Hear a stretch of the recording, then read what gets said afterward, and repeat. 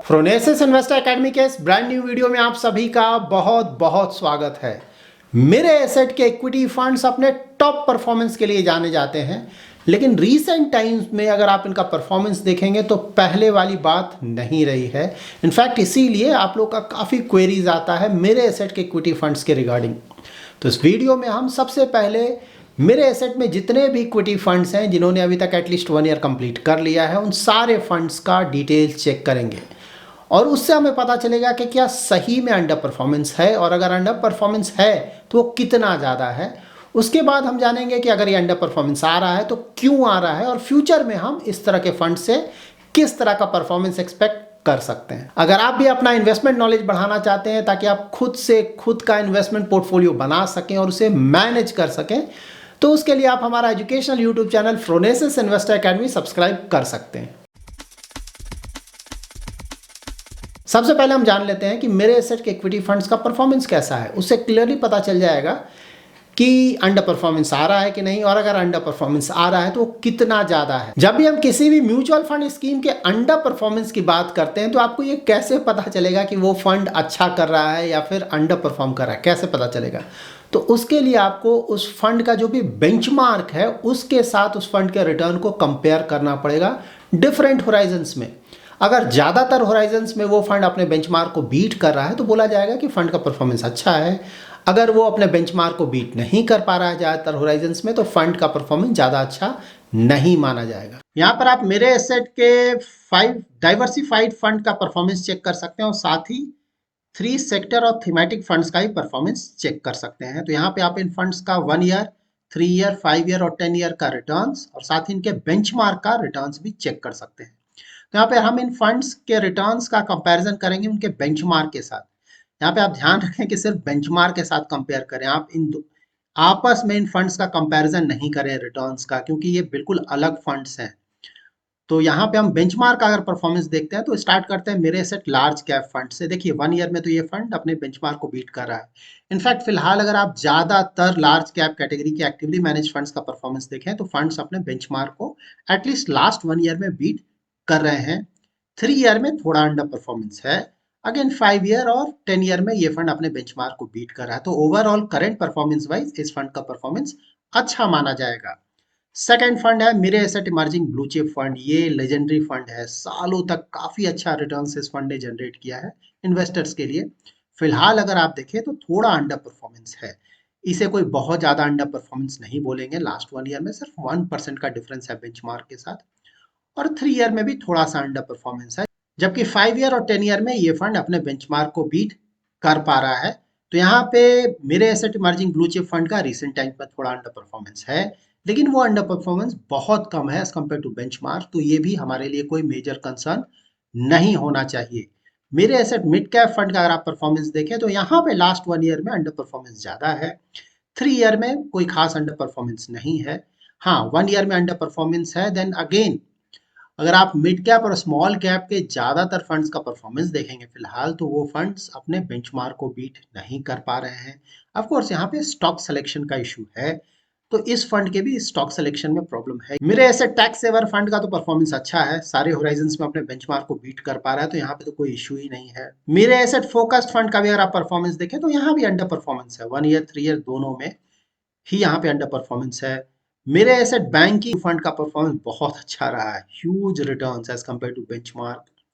मेरे asset great consumer fund का भी परफॉर्मेंस बहुत ज्यादा अच्छा रहा है, जबकि मेरे एसेट हेल्थ केयर थोड़ा अंडर परफॉर्मेंस है, बट ओवरऑल इस फंड का भी परफॉर्मेंस अच्छा रहा है। तो इनके सेक्टर और थीमेटिक फंड्स का तो ज्यादातर परफॉर्मेंस बहुत अच्छा रहा है। देखिए यहाँ पे आपको रिटर्न्स अच्छे लग रहे होंगे बेंचमार्क के मुकाबले, इसका मतलब ये बिल्कुल भी नहीं कि हम तुरंत अपना इन्वेस्टमेंट यहाँ पे करना शुरू कर दें। थीमेटिक फंड और सेक्टर फंड बहुत ज़्यादा रिस्की होते हैं, क्योंकि इनका जो पोर्टफोलियो है वो कॉन्सेंट्रेटेड होता है। तो अगर आपको उस थीम का या फिर उस सेक्टर का आइडिया नहीं है तो आइडियली हमें यहाँ पे इन्वेस्टमेंट अवॉइड करना चाहिए, बहुत ज़्यादा रिस्की होता है। यहाँ पर आप इन डाइवर्सिफाइड फंड का कुछ और डिटेल्स चेक कर सकते हैं। तो देखिए एयूएम तो ज़्यादातर फंड्स का बहुत बड़ा हो गया है, पुराने फंड्स हैं, परफॉर्मेंस भी बहुत अच्छा रहा है ज़्यादातर फंड्स का, इसीलिए एयूएम भी बड़ा है। देखिए एक्सपेंस रेशियो तो इन फंड्स का अच्छा रहा है, कोई बहुत ज़्यादा एक्सपेंस रेशियो नहीं है, ये डायरेक्ट प्लान का एक्सपेंस रेशियो इन फंड्स का पी रेशियो भी अगर आप देखेंगे इन फंड्स का तो ज़्यादा आपको देखने को नहीं मिलेगा। इसका मतलब ये हुआ कि ये फंड्स वैल्यू स्टॉक्स में भी एक्सपोजर लेते हैं। सिर्फ फोकस्ड फंड का पी रेशियो थोड़ा ज़्यादा है। टर्नओवर भी देखें तो ज़्यादातर टर्नओवर कम ही है, मतलब बाय एंड होल्ड स्ट्रैटेजी को फॉलो करते हैं। यहाँ पे सिर्फ मेरे से टैक्स सेवर का टर्नओवर ज़्यादा है। और फंड मैनेजर्स देखिए ज़्यादातर पुराने फंड मैनेजर्स हैं। अगर मेरे asset emerging blue chip fund को आप देखें, मिस्टर नीलेश सुराना 2010 से इस फंड को मैनेज कर रहे हैं। मेरे एसेट टैक्स सेवर को वो 2015 से मैनेज कर रहे हैं। तो जो भी ये टॉप परफॉर्मेंस आया है इन फंड्स का, वो मिस्टर नीलेश सुराना ने ही वो परफॉर्मेंस जनरेट किया है। और दूसरे फंड्स को भी देखें तो मिस्टर गौरव मिश्रा 2019 से मेरे एसेट लार्ज कैप को मैनेज कर रहे हैं। मिस्टर अंकित जैन 2019 से मेरे एसेट मिड कैप को मैनेज कर रहे हैं। और अगेन मिस्टर गौरव मिश्रा मेरे एसेट फोकस्ड फंड को 2019 से मैनेज कर रहे हैं। यहाँ पर मेरे एसेट लार्ज कैप फंड का पोर्टफोलियो चेक कर सकते हैं। तो ये लार्ज कैप का है, तो ज़्यादातर आपको वो मार्केट कैप वाइज जो बड़ी बड़ी कंपनीज हैं वो आपको यहाँ पे मिल जाएंगी। यहाँ पे देखिए पीएसयू अगर आप देखें तो टॉप होल्डिंग्स में आपको एसबीआई मिल जाएगा और एनटीपीसी मिल जाएगा। इनफैक्ट ये दोनों स्टॉक्स इनके ज़्यादातर पोर्टफोलियो में है। साथ ही ये न्यू एज कंपनीज में भी इन्वेस्टमेंट कर रहे हैं। यहाँ पे देखिए आपको 197 कम्युनिकेशन और एफएसएन ई कॉमर्स वेंचर्स में भी इन्वेस्टमेंट किया गया है। तो ये पेटीएम है और नीचे नाइका है, तो इनमें भी एक्सपोजर लिया गया है। यहाँ पर आप मेरे एसेट मिड कैप फंड का मार्केट कैप एलोकेशन चेक कर सकते हैं। तो मिड कैप कैटेगरी का फंड है, इसीलिए मिड कैप्स में 70% प्लस का एलोकेशन है। लेकिन साथ ही यहाँ पे स्मॉल कैप और लार्ज कैप में भी एलोकेशन लिया गया है। तो पोर्टफोलियो को मार्केट कैप वाइज डाइवर्सिफाई कर कर रखा गया है। ये है मिड कैप का सेक्टर एलोकेशन। तो देखिए ये फाइनेंशियल्स में बहुत बड़ा एक्सपोजर लिया गया है। फाइनेंशियल देखिए अभी तो परफॉर्मेंस कोई बहुत ज़्यादा अच्छा नहीं चल रहा है, लेकिन एफआईआई जब वापस आएंगे इंडियन मार्केट्स में तो यहाँ से आप काफ़ी अच्छा परफॉर्मेंस एक्सपेक्ट कर सकते हैं। हेल्थ केयर फिलहाल परफॉर्मेंस वापस आ चुका है और आने वाले फ्यूचर में भी हम अच्छा परफॉर्मेंस यहाँ से एक्सपेक्ट कर सकते हैं। सर्विसेज का तो परफॉर्मेंस इंडिया में ठीक रहता है। ऑटोमोबाइल का परफॉर्मेंस बहुत अच्छा चल रहा है। यहाँ पे इनका स्टॉक पोर्टफोलियो आप चेक कर सकते हैं। तो यहाँ भी आपको एनटीपीसी मिल जाएगा, स्टेट बैंक मिल जाएगा जो कि पिछले पोर्टफोलियो में भी था। इसके साथ साथ पावर फाइनेंस कॉर्पोरेशन भी आपको मिल जाएगा। तो यहाँ पे वैल्यू स्टॉक्स में एक्सपोजर लिया गया है और साथ ही यहाँ पे न्यू एज कंपनी डिलीवरी में भी अच्छा खासा एक्सपोजर लिया गया है।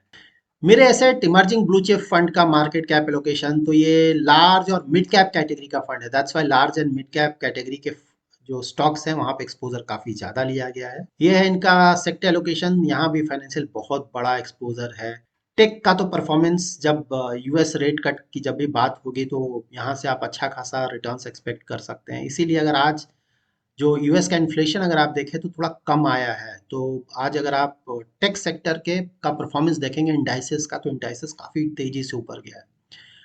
तो मार्केट को जैसे जैसे लगेगा कि इंटरेस्ट रेट अब ऊपर नहीं जाएगा, यूएस में इंटरेस्ट रेट नीचे आने वाला है, उस समय आप टेक कंपनीज का अगर आप परफॉर्मेंस चेक करेंगे तो काफ़ी इंप्रूव करेगा। हेल्थ केयर तो ऑलरेडी अच्छा कर रहा है, सर्विसेज ठीक है।